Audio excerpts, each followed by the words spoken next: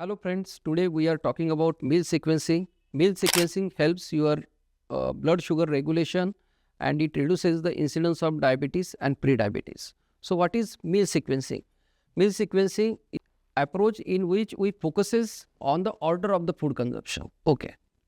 So we have to consume fibers first, after that proteins and fat, and at last we take carbohydrates.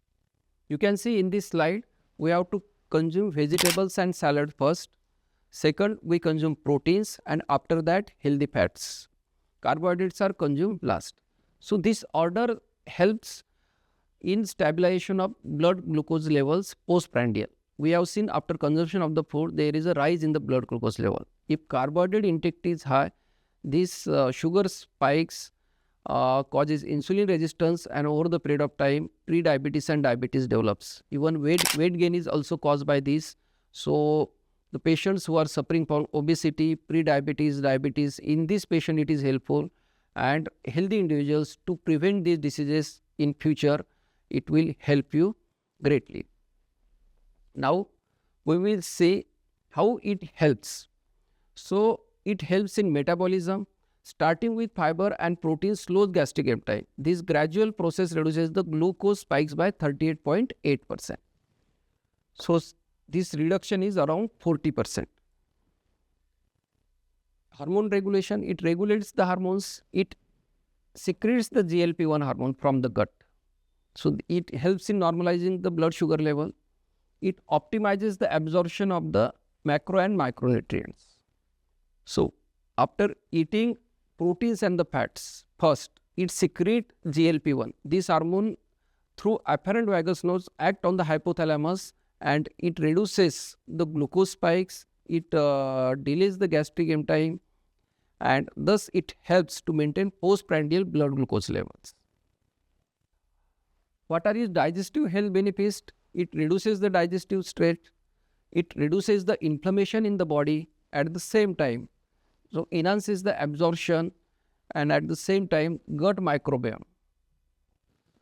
It helps to support the gut microbiome. There are the good bacteria in your gut that helps your overall health and gut health. So if you consume fibers in adequate amount, it helps to nurture or to protect your gut microbiome. It diversifies your gut bacteria and it helps in your overall health. So this is the approach of meal sequencing. You can see we have to consume vegetables first, after that proteins, then fats, and at last carbohydrates. What are the scientific research insights about this? And this is science proven. It is not a theory. This meal sequencing is proved in the different studies, and you can see there is a 30% reduction in the blood sugar. Around 30 to 40% reduction is found. Second, insulin improvement around 25%. Meal sequencing helps regulate your insulin levels. There is a steady secretion of insulin, and this steady secretion of insulin maintains your blood sugar level. There are no spikes after meals. It maintains the steady level. So these steady levels gives you adequate energy and prevents insulin resistance in future. And you can see there is a feeling of the fullness after eating fiber, proteins and the fats. So your hunger is reduced, your cravings for the food is reduced. So after taking food, some people have cravings for the food. So these cravings are reduced by 40%. So how it acts, you can see in this slide, hormonal response to meal sequencing. Okay. So it activates GLP-1. As we have already seen, the GLP-1 hormone is secreted from the gut cells. So what does it does? It regulates the insulin secretion. Second, it reduces the glucagon level. Glucagon increases the blood sugar levels. So by using the stored glucose, so it decreases the glucagon level, it slows the digestion, and it has incretin effect also. Thus by hormonal effect, it helps in regulation of blood sugar levels after taking meals. It is shown in the chart how it helps. You can see blood sugar control is there, blood glucose control. Next is slows gastric emptying, GLP-1 secretion, GLP-1 secretion from the gut helps in postprandial sugar stabilization. At the same time, there is a metabolic preparation. Gradual insulin release prevents spikes. So insulin release is gradual, slow and steady release of the insulin. So blood glucose levels are maintained at the steady level and thus prevent spikes of the glucose after meals. Because if there is a spikes after taking meals, this will cause insulin resistance. Insulin resistance will cause pre-diabetes, and over the period of time, diabetes will develop. It is also proven in studies that if there is a spikes of the blood glucose level after meals, over the period of the time, it may increase the risk of heart attack and the stroke. So prevent this lifestyle disorder. Meal sequencing is a very scientifically proven tool, and you have to incorporate in your daily habits. Metabolic benefits of meal sequencing. You can see there are a lot of benefits of the meal sequencing, like microbiome balance. It helps maintaining the health of the gut microbiota, that is bacteria. It enhances the nutrient uptake. As there is a steady and slow gastric emptying, the micronutrient absorption is good. It helps in the weight management. You can see if there are the insulin spikes and fast gastric emptying, the cravings and hunger increases. So these patients eat over a short period of time, and ideally you have to eat not more than 2 to 3 times in a day. Okay. If you are eating more than that, it will increase your calorie intake. Over the period of the time, it will lead to obesity. And this obesity is related to lot of lifestyle disorders.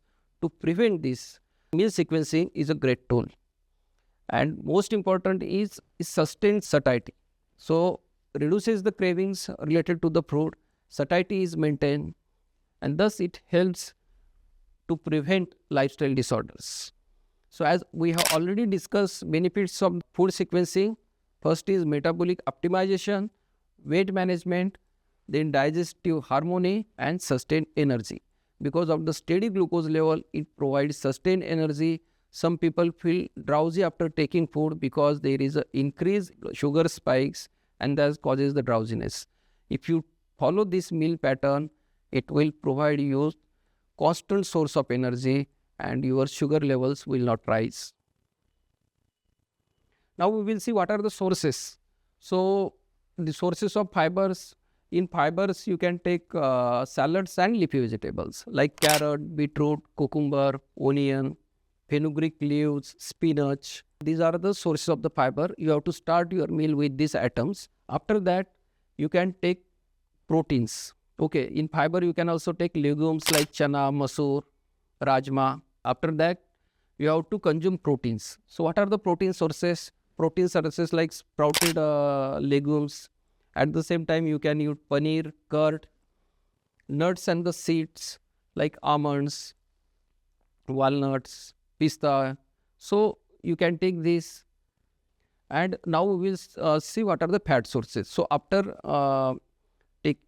consumption of the proteins, we have to take now fats. So what are the fat sources like coconut, nuts and seeds, paneer, curd. Some sources have both proteins and the fat. So you have to consume that first. And at the last, you can take then carbohydrate. Carbohydrate also should be healthy like millets, jowar, bajra, ragi. You can use wheat or unpolished rye. But don't use refined carbohydrates because the gastric emptying time is very slow and they causes spiking of the sugars. So you have to refine carbohydrates in your diet.